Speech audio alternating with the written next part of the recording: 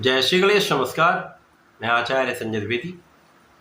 मेरे समस्त प्रबुद्ध दर्शकों का मेरे चैनल पे हार्दिक स्वागत है। प्रिय दर्शकों, आज मैं दैत्य गुरु शुक्राचार्य के राशि परिवर्तन प्रभाव को लेकर आपके सम्मुख उपस्थित हूँ। शुक्राचार्य 21 अगस्त को अपनी राशि का परिवर्तन करेंगे तथा कर्क राशि में प्रवेश करेंगे। कर्क राशि चंद्रमा की राशि है, जहाँ पर चंद्रमा और शुक्र का मित्रवत संबंध है, जिसके कारण यहाँ पर प्रारंभिक समय में चंद्रमा का साथ भी मिलेगा। इससे एक राजयोग का निर्माण हो रहा है।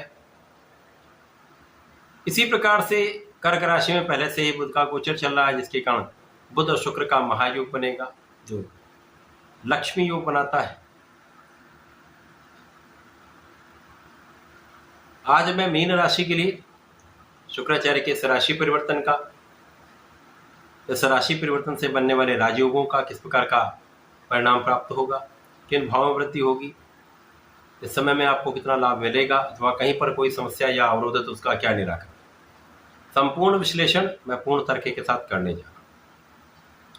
प्रिय दर्शकों, इस राशिफल को आप अपने लग्न तथा राशि दोनों के अनुसार देख सकते हैं। मीन राशि गुरुदेव बृहस्पति की राशि है, जहां पर शुक्राचार्य आपके पराक्रमेश है तथा अष्टम भाव के स्वामी है। अब इनका जो गोचर है वो आपके पंचम भाव, जो ज्ञान का भाव है, शिक्षा का भाव है, विवेक का भाव है, संतान का भाव है, यहाँ पर आरंभ होने वाला है। पंचम भाव जो त्रिकोण का भाव है, अत्यंत विशिष्ट भाव है।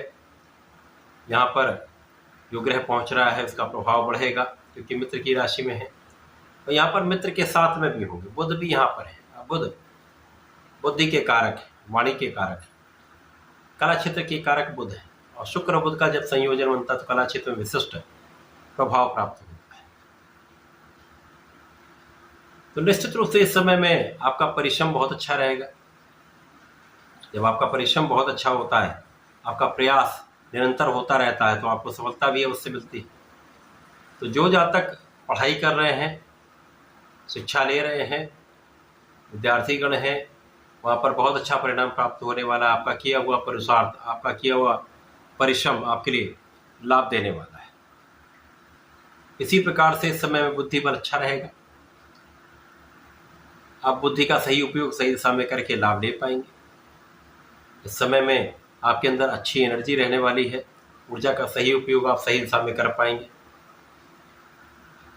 नैसर्गिक रूप से मीन राशि धैर्य वाली राशि है, ज्ञान वाली राशि। यहाँ पर ज्ञान भी बढ़ेगा, आपका धैर्य भी बढ़ेगा, आपका बुद्धि बल भी बढ़ेगा, आपका विवेक भी जागृत रहेगा।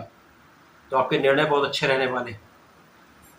आप किसी भी कार्य क्षेत्र में हो, किसी भी व्यापार में हो, किसी भी प्रोफेशन में हो, आपको सफलता की प्राप्ति होगी। विशेष रूप से कला क्षेत्र के जातकों को नए अवसर प्राप्त हो सकते हैं। अच्छे अवसरों की वृद्धि से धन का अच्छा लाभ आपको मिलने वाला है। इस समय जीवन साथी के साथ प्रेम में वृद्धि होगी, आपसी मतभेद दूर होंगे, साझेदारी में एक अच्छा लाभ आप प्राप्त कर देंगे। ये समय ऐसा है जब शिक्षा प्रतियोगिता में आपको सफलता भी मिलेगी। संतान पक्ष बलवान रहेगा, संतान से सुख का पूर्ण योग बन रहा है। इसी प्रकार से समय प्रेम संबंध बन सकते हैं। प्रेम संबंध भी अच्छे रहने वाले, किसी प्रकार का कोई बहुत कष्टकारी समय नहीं है। अब यहाँ पर आपके भाई बहनों का सहयोग मिलता है। मुख्य रूप से यहाँ पर आपके बहनों का सहयोग पूर्ण रूप से प्राप्त होता है। इस समय में यदि आप आध्यात्मिक बने रहते हैं, धर्म के मार्ग पर चलते रहते हैं, तो आपके कष्टों का निवारण भी होगा, समस्याओं का समाधान भी होगा, तो आपकी स्वास्थ्य समस्याएं दूर होंगी। स्वास्थ्य पहले से अधिक अच्छा रहने वाला है, स्वास्थ्य समस्याएं कम रहने वाली हैं तथा इस समय में आपके ज्ञान के भाव में वृद्धि हो रही, विशिष्ट ज्ञान में वृद्धि हो रही। जो जातक स्पेसिफिक क्वालिफिकेशन ले रहे हैं, विशिष्ट ज्ञान अर्जित करना चाह रहे हैं, उनके लिए बहुत अच्छा समय है जब इस समय का उपयोग आप सही दिशा में कर सकते हैं। केवल यहाँ पर आपको अपने कार्य क्षेत्र पर फोकस करना है, अपने आध्यात्मिक क्षेत्र में फोकस करना है, अपने ज्ञान बढ़ाने क्षेत्र में फोकस करना है। बिना कारण के विवादों में पड़ने से बचना है तथा क्रोध से बचना है। इस समय में आपका कोई भी कार्य क्षेत्र हो, कार्य क्षेत्र में प्रगति तो अवश्य होगी, कोई बड़ा अवरोध यहाँ पर नहीं दिख रहा है।